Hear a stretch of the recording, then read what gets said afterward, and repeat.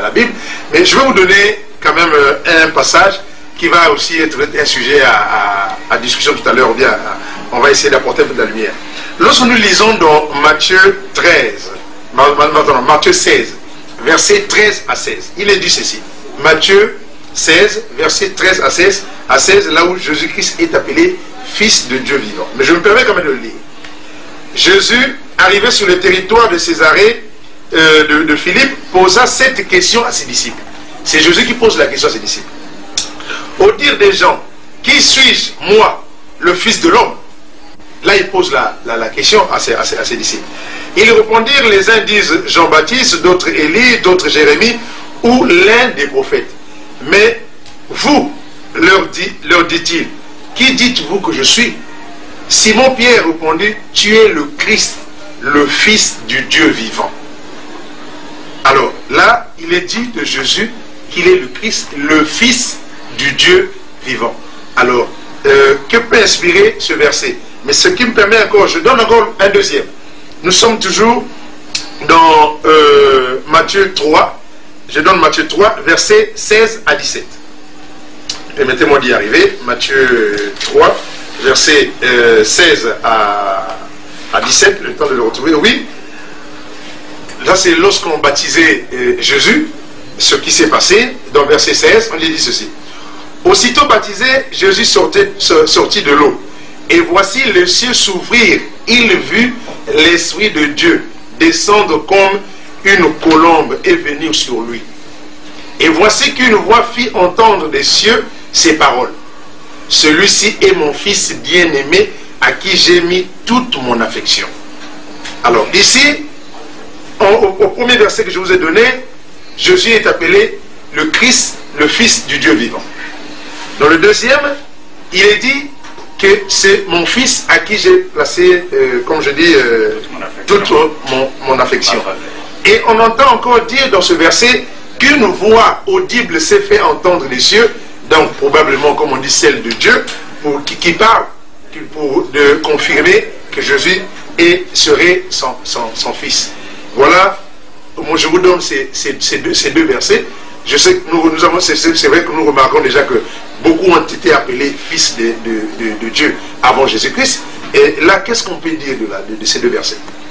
Mais c'est simple, c'est simple. La première chose qu'il faudrait souligner ici est que dans ce même passage, ce même contexte, Jésus n'avait jamais dit à ses disciples, quand il leur avait posé la question de savoir ce qu'ils pensaient de lui, il ne leur avait jamais dit, qui dites-vous que je suis, moi, le Fils de Dieu?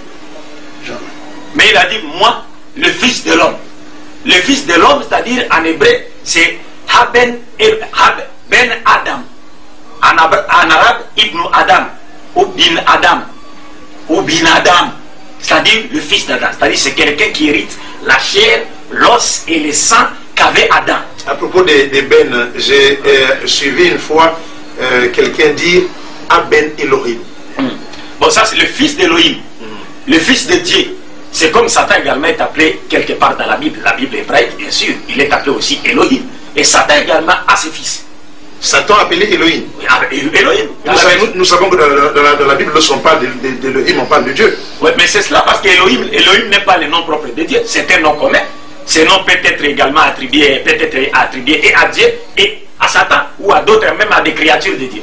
C'est pourquoi la Bible, parle dans les textes originaux, c'est-à-dire en hébreu, dit de Satan, confère aussi ou attribue les termes d'Elohim à Satan. En hébreu. Oui, en hébreu. Donc ça, on peut même le vérifier.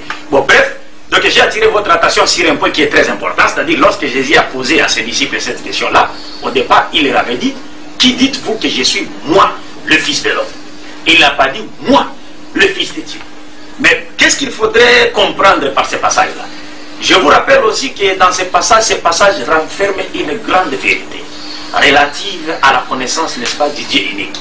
Et que si les chrétiens l'avaient découvert, n'est-ce pas, ils auraient dû rejoindre le musulman, n'est-ce pas, qui aujourd'hui oublie rejoindre les groupes de ceux qui entreront au paradis.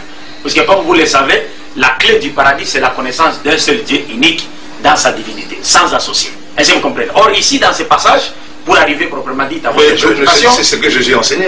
Ouais. Jésus a enseigné Dieu. Mais c'est ça bien sûr. Ici, je veux maintenant révéler cela pour dire de tous ceux qui disent de Jésus qu'il est Dieu, par exemple, parce qu'on avait déjà balayé ce thème-là, ce sujet-là, lors de la première émission. Et ici, Jésus a repris la même vérité. Puisque quand il a dit à Pierre et à ses disciples, qui dites-vous que je suis? Moi, le Fils de l'homme. Simon Pierre, prenant la parole, lui avait dit, tu es le Christ, le Fils du Très-Haut. C'est la partie qui vous préoccupe le plus, oui, n'est-ce pas? Et nous allons y revenir là-bas pour voir quelle année finalement la vérité sur cette partie du Fils du Très-Haut. Mais du moins pour ce qui est de la première partie, Jésus, les disciples ont dit, tu es le Christ de Dieu. Et Jésus dira à Pierre, Pierre, ce n'est ni la chair, ni l'os, ni le sang qui t'ont révélé cela, mais c'est mon Père qui est dans le ciel. Est-ce que vous comprenez? Et c'est pourquoi je dis, tu t'appelles Pierre. Et c'est sur cette pierre que je bâtirai mon église. Aujourd'hui, l'église mère, qui est l'église catholique, s'est trompée dans sa façon, n'est-ce pas, d'interpréter cette parole, n'est-ce pas, dans son exégèse de cette écriture. Elle est allée se faire construire la basilique Saint-Pierre à Rome. Et cette basilique Saint-Pierre a été construite, soi-disant, sur la tombe de Pierre, puisque les archéologues même ne sont pas d'accord avec l'église catholique. Les archéologues disent qu'ils n'ont pas, que l'église catholique n'avait pas retrouvé quoi? La tombe de Paul. Mais l'église catholique, de Pierre plutôt. Mais l'église catholique nous fait croire que non, effectivement, la basilique Saint-Pierre est construite sur la tombe de qui? De Pierre. Donc, en construisant la basilique Saint-Pierre sur la tombe de Pierre, l'église catholique voyait par là l'accomplissement à la lettre de cette prophétie de Jésus. Donc, pour eux, l'église catholique serait la véritable église de Jésus-Christ. Alors que selon l'esprit théologique de cet enseignement de Christ, il ne s'agissait pas plutôt d'une église bâtiment ou d'une église dénomination quelconque, mais il s'agissait plutôt d'une église qui sera bâtie sur les témoignages de Pierre, qui consiste à reconnaître Jésus comme étant le Messie de Dieu. Et vous êtes sans ignorer que Dieu avait envoyé Jésus-Christ vers les enfants d'Israël comme étant le Messie qui leur avait été destiné et à qui il avait placé tous les trésors destinés au salut spirituel du peuple hébreu. Maintenant, pour ce qui est de votre préoccupation, je voudrais ici vous révéler une chose que vous n'avez peut-être pas pu entendre dans votre vie. Il s'agit de l'origine même de cette appellation du Fils du Très-Haut. Puisqu'ici, bien sûr, que la dernière partie du verset, on cite le Fils du Très-Haut. Mais je vous rappelle que cette partie-là n'a jamais figuré dans les textes originaux. C'est ainsi, lorsqu'on lit dans l'évangile de Marc, au chapitre 8 plutôt, verset 29, nous lisons, je cite, Marc chapitre 8, verset 29, et vous, leur demanda-t-il, toujours dans le même contexte, qui dites-vous que je suis? Pierre lui répondit, tu es le Christ. Et il s'arrête là. Dans Luc, toujours dans le même contexte, Luc chapitre 9, verset 20, il dit ceci, je cite, et vous, toujours Jésus, leur demanda-t-il, qui dites-vous que je suis? Pierre répondit, le Christ de Dieu. Fin de citation.